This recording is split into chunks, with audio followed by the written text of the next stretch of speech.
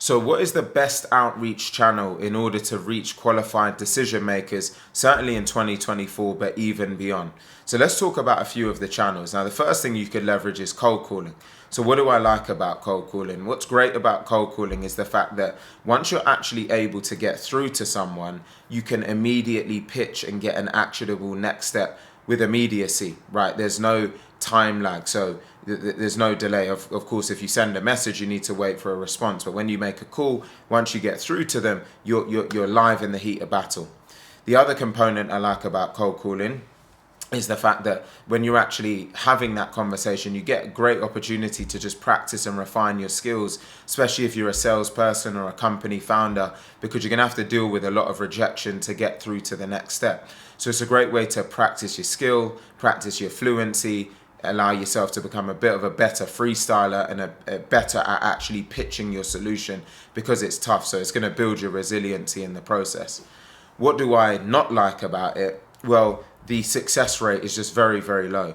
The success rate at basically two stages is very low. First of all, actually getting through to a decision maker. First of all, you've got to try and get the numbers, which isn't easy, and you've got to spend a lot of money nowadays getting credits from different data providers to get the numbers. And then once you get the number, actually getting through to them is very, very difficult. Once you're actually through to them, the opportunity to be successful is super low. Even if you're a really good caller, like I'm a very good cold caller now, but even then it's tough, really, really tough to get someone committed. You've got to try and get them committed, get them on the calendar, and then you need to get them to actually show up. And there's a big drop off there as well. So when you look at the effort that you're going to put in for the yield that you get out, the trade-off is just not great. And so for those reasons, cold calling, questionable in that regard. The next is LinkedIn outbound messaging. Now, the upside of LinkedIn is the fact that you can reach, I mean, there's over 800 million members on LinkedIn now. So you can really reach so many different people across the globe. And, you know, you can reach great target decision makers. You understand their background, their job history. You can look at their about section, understand more about them and who they are and what they do. So there's just a huge network of people you can reach out to. And once you're actually connected to them, you can pretty much send unlimited messages, because once you're connected, you can send a message. So even if you have a limited amount of in-mails, which is when you're not connected and you try and send a message, once you connect, you can really reach anyone on the planet. And you can reach, true thought leaders, you can reach decision makers. There's really not many people that are out of your reach on LinkedIn. So I think that's really one of the best aspects. The other component is that you can do things like send voice notes and voice messages and pictures and videos. And so it gives you a little bit more variety, even in terms of the types of messages that you can send. So what's not so great about LinkedIn? It's mainly the fact that they're not a big fan of leveraging automation. Now, if you want to do anything at scale, and doing things at scale is important in this era, because if you're manually sending one message at a time, you're not really going to get through much, especially in the current market. You need to be able to send good quality messages at high volume. Now, the big challenge is, because they're not a fan of automation tools, as much as there are some automation tools out there, generally they go against LinkedIn's terms of service.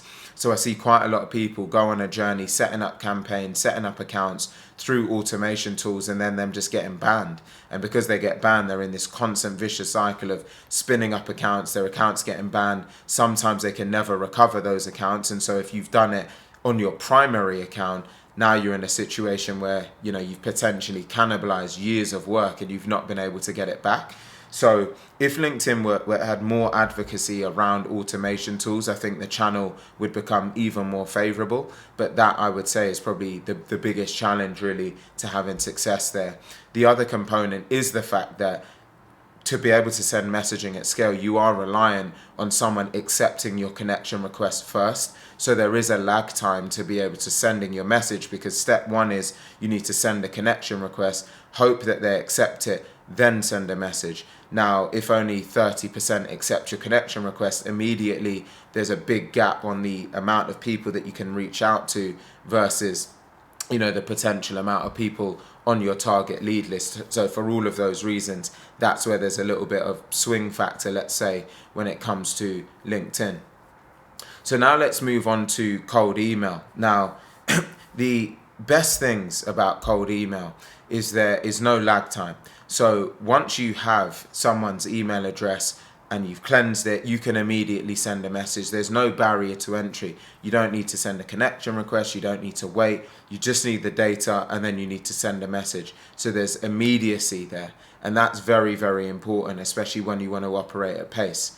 The next component is the fact that it's just infinitely scalable, right? So you can truly reach billions of people if you want to. You can reach pretty much anyone in the world. You can reach billions of people, decision makers, managers, even individuals, anywhere. You can go B2B, you can even go B2C. B2C is harder, but certainly B2B, you can reach anyone, right? And that in itself is massive, especially if you want to scale and you want to grow your company quickly. The next component is the fact that you control more of the variables within what you're actually pitching. And so, first of all, you can send at large scale volume, but you can control your subject lines, you can control your copy. If you want to send a video, you can embed that into your message. If you want to send a voice note, you can also embed that into your message. So there's so much upside. And so really, to me, as is probably not a surprise, cold email is by far the most effective channel if you want to reach qualified B2B decision makers, certainly in 2024 and beyond. It is the ultimate channel because you can reach anyone, it's infinitely scalable, and you can do it really at any time. And you can also automate it without penalty. So you can set up your campaigns on autopilot. So whether you're sleeping, whether you're awake, whatever you're doing round the clock, that machine just keeps on working. And if you want any support with either setting up your machine or optimizing it, because maybe you have an existing email infrastructure, but you're not getting a good ROI on it, maybe your emails aren't getting open, they're going to spam, you're not getting good response rates to your messages and your campaigns, that's exactly what we do here at Fetched. So visit our website, fetched.ai, that's fetched.ai. Book a call with us and we can walk through exactly how we might be able to help. Or go on my LinkedIn profile, type in Alex Alleyne, drop me a direct message, or visit our website from my profile, and I'll be more than happy to get back to you, set up some time to speak and be helpful to you to audit your existing environment so you can get a better ROI. Now, with all of that said, what are the components that I'm not as bullish about when it comes to cold email? Really, the main one is the fact that people receive a lot of emails day to day. So you've got a lot of competition, right? Especially to get to certain key decision makers. Now, the way that really you have to combat that is you need to have a better offer with a better call to action, better copy. And so the way I look at it is when you've got now competition, the opportunity will always be there. People are always going to have email in their pocket, right? It's the channel that almost everyone has in the world, but you've got to be better. You've got to be better than you were in 2023. You've got to be better than you were last week to actually stand out and put yourself in a position where someone is going to open your message, to trust in your message, and to be prompted to respond. So that's really the main thing that makes it a bit more challenging, but it just means you've got to up your game in this era. Well, I hope this video has been helpful. Again, if I can be helpful, drop us a message, go on our website. If you've enjoyed the video, do like, comment, share, and subscribe. And I look forward to seeing you on the next video.